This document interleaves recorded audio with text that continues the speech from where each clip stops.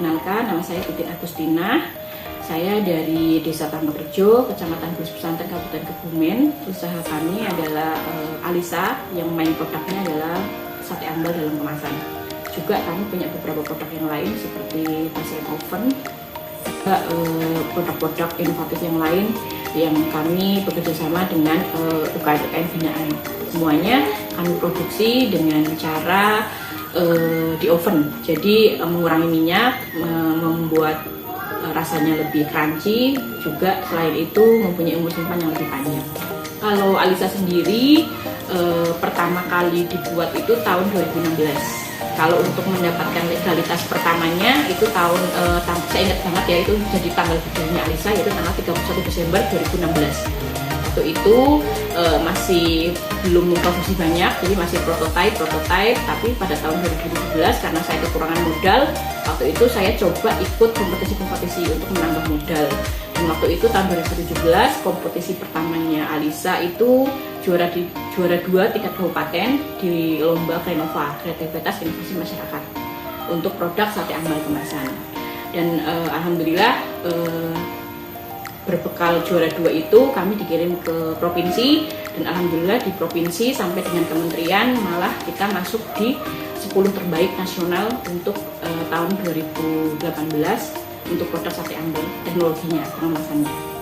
Legalitas sendiri kan untuk makanan itu kan harus punya legalitas ya. Legalitasnya itu ada MDP POM dan Halal MUI. Itu Alisa punya dari tahun 2018, yaitu tadi berbekal dari uang hadiah dari kompetisi waktu itu tahun 2018, waktu jadi 10 wanita paling inovatif versi Kemenristek Dikti, itu kita dapat hadiah 400 juta. Kemudian kami juga mendapatkan bimbingan dan pembinaan dari Bapeda Provinsi Jawa Tengah. Nah, uang itu kita gunakan untuk membangun rumah produksi yang sesuai dengan standarisasi BPOM. Dan waktu tahun 2018 kami mengajukan izin edar itu harus ada penilaian dapur dulu, dan ketika itu namanya CPPOB, cara pengolahan pangan olahan yang baik, itu kita dapat nilai A dari BPOM. Dan sejak saat 2018 itu kami sudah punya MDP POM, kemudian kami punya Halal MUI, itu pemasarannya sudah mulai meluas, tidak cuma ada di Kebumen saja, tapi di seluruh Indonesia, dari Sabang sampai Merauke itu kita sudah kirim. Kemudian ada beberapa resellers juga. Kemudian tahun 2019 itu saya menang UKM Pangan Award untuk kategori produk unggulan khas daerah. Waktu itu jadi jembatan kita dikirim ke pameran di Singapura. Dan alhamdulillah di Singapura kita dapat buyer namanya Haumat. Haumat itu kayak semacam jadi baru atau Rita Pasaraya lah kalau di Kebumen. Jadi retail yang lumayan besar di Singapura, dia punya beberapa cabang, itu tertarik untuk MOU dengan sate ambal kemasan. Itu kita ke Singapura tuh Desember 2019.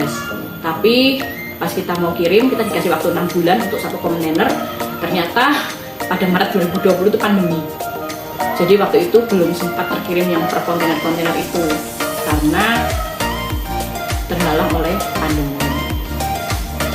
Kalau sate ambal kemasan Alisa itu menitik beratkan pada teknik pengemasannya.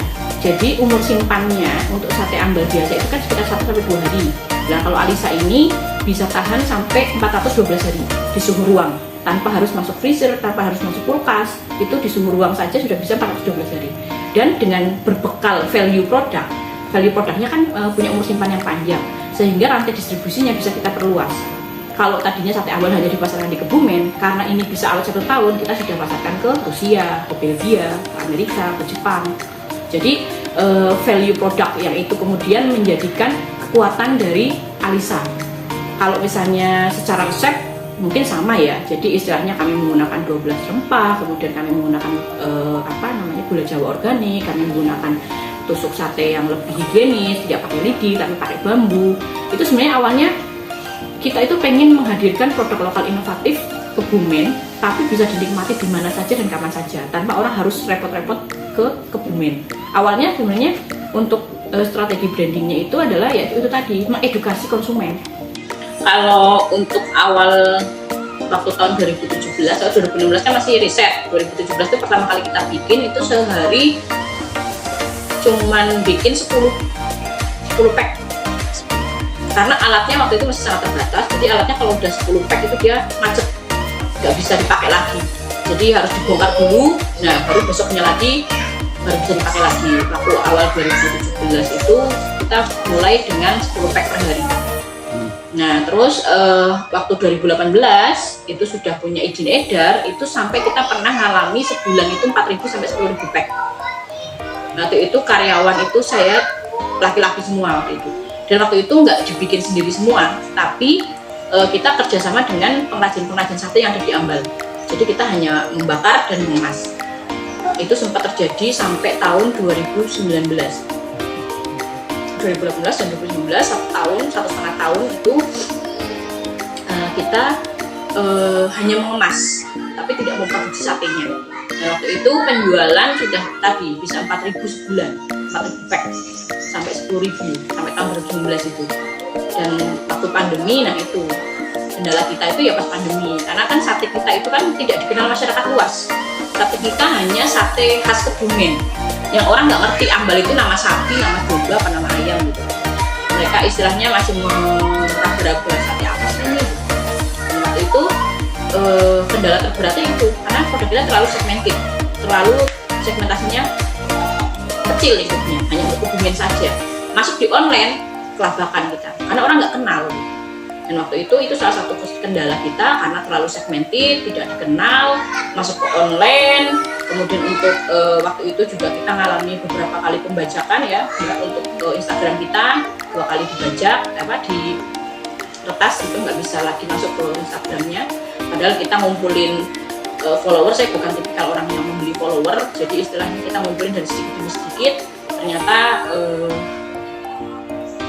kendala, saya pikir tadinya itu bukan kendala, tapi ternyata karena kita memang orang lebih, ya tadi ya, di online, di Tokopedia, di Shopee, orang nggak kenal produk kita, tapi mereka kan akan lari ke Instagram, mereka akan lari ke Facebook, nyari siapa sih sate Ambal, Alisa siapa sih, apa sih produknya gitu kan. Nah itu penting banget gitu, nggak bisa berdiri sendiri-sendiri antara Tokopedia dengan Instagram aja dia jualnya pakai Instagram aja nggak bisa juga, tapi Tokopedia dan Instagram sama Facebook itu saling melengkapi. Ketika orang nggak yakin, belum tertarik atau belum yakin dengan produk kita, mereka akan cari informasi tentang kita di Facebook dan Instagram.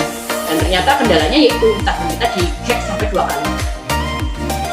Di-hack sampai 2 kali, dan nggak mudah buat kami karena sebenarnya di Instagram yang pertama itu kan banyak orang-orang yang influencer kita ya, kayak Andi F. Noya, kemudian Atau Subiantoro, Pak Menteri, kemudian segala macam sudah follow IG kita, yang mereka sering kayak misalnya engagementnya udah bagus banget.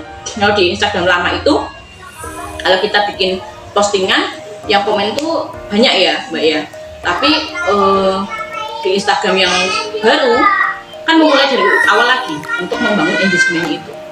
Nah itu kendalanya sih pasti di situ. Kalau dari SDM sih alhamdulillah dari pertama Alisa didirikan sampai sekarang nggak pada keluar masuk sih, karyawannya tetap. Tapi memang karena kita ada PT di Semarang, yang laki-laki kita pindahkan ke Semarang semua.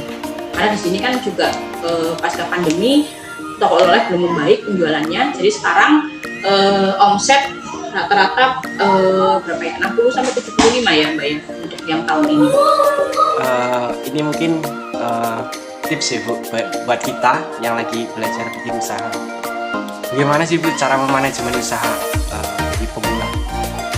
Yang pertama yang harus dipunyai sama pengusaha pemula itu adalah visi misi yang jelas. Tentukan dulu mimpinya. Mau mimpi sampai mana kan? Istilahnya itu penting buat saya, penting buat pemula, karena bagaimanapun ketika kita jatuh, mimpi itu yang akan terus menjadi tali pegangan kita.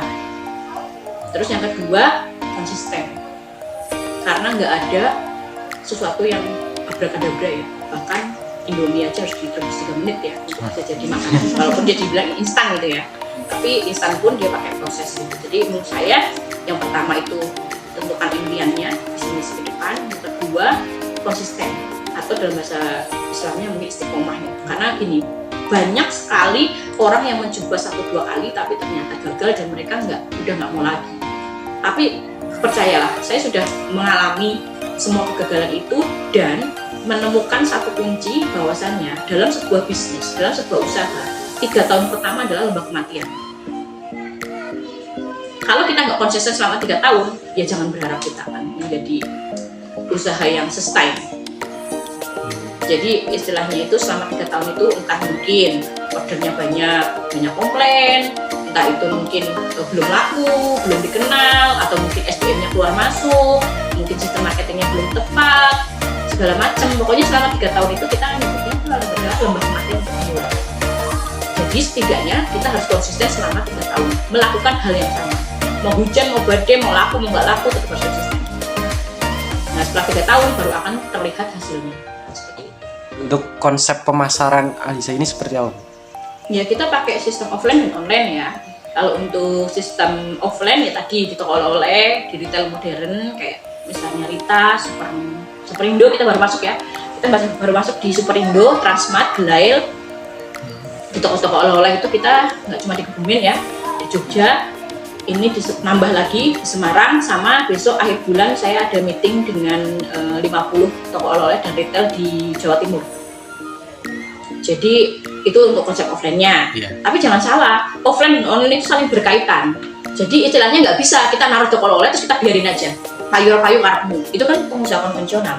Kita gimana caranya? Distribusi sudah oke, tinggal marketing. Beda loh, distribusi dengan marketing. Distribusi adalah di mana produkmu bisa didapatkan. Marketing adalah cara kamu mengiklankan produkmu ada di sana. Jadi kalau udah ditaruh di toko-toko, udah ditaruh di Alfamart, Indomaret, di mana-mana, tinggal digenjot di iklan online. Instagram Ads, Tokopedia Ads, Shopee Ads, makin banyak tool yang kita bisa gunakan untuk iklan, itu makin bagus. Selain iklan, kita juga pakai influencer. Kayak tadi tokoh-tokoh, kemudian selebgram gitu ya. Kalau selebgram sih saya masih pakai selebgram lokal ya di Kebumen gitu karena biayanya masih murah 350 sampai 500.000 tapi engagementnya bagus. Nah, untuk melakukan riset pasti ada waktunya ya Bu.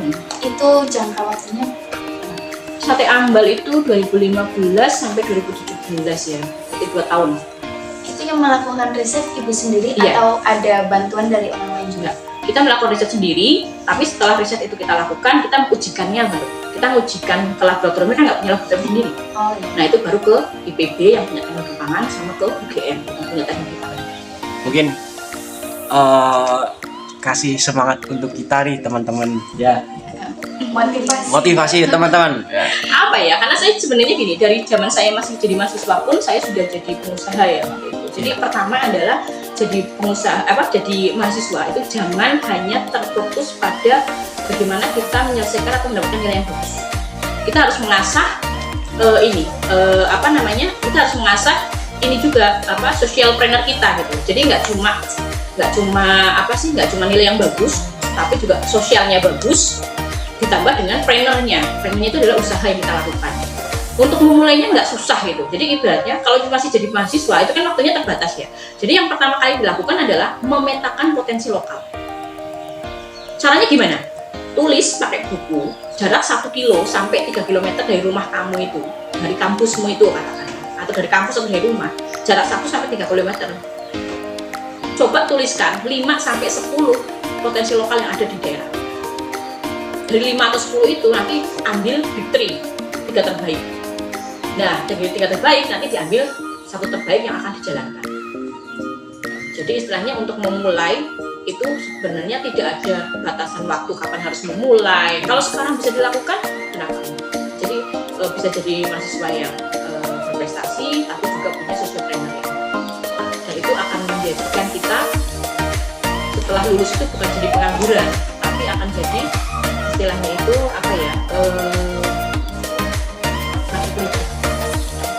karena apa yang kita upayakan, bayangin ya, kuliah 4 tahun. Kalau kamu mau mulai 4 tahun itu kan saya tadi bilang 3 tahun adalah lembah kematian. Berarti kamu punya waktu selama di kampus itu untuk gagal. Tapi setelah kamu selesai dan keluar dari kampus, berarti kamu adalah sudah punya modal untuk bisa jadi market leader di bidang yang kamu tekuni itu. Tingkatkan social planner-nya, boleh ikut organisasi selama tujuan utamanya tidak ter ini. Jadi gini, kadang-kadang ya kalau kita misalnya nih kuliah terus kita berdalih, aku kan sambil kerja, aku kan sambil bantuin orang tua, aku kan sambil usaha, aku kan sambil ini sambil itu sambil ini sambil itu. Nah, itu adalah dalih-dalih kegagalan yang akan merusak mindset kita. Sekali kita punya alasan untuk gagal, ya itulah yang akan didapatkan. Tapi ketika kita bilang otak, volume otak itu tidak akan berkurang dan tidak akan bertambah. Tapi semakin kita banyak melakukan aktivitas, otak akan semakin canggih untuk mengatur. Jangan khawatir, tubuh juga begitu. Orang tidur aja capek, daripada capek tidur mending capek usaha. Mungkin gitu ya.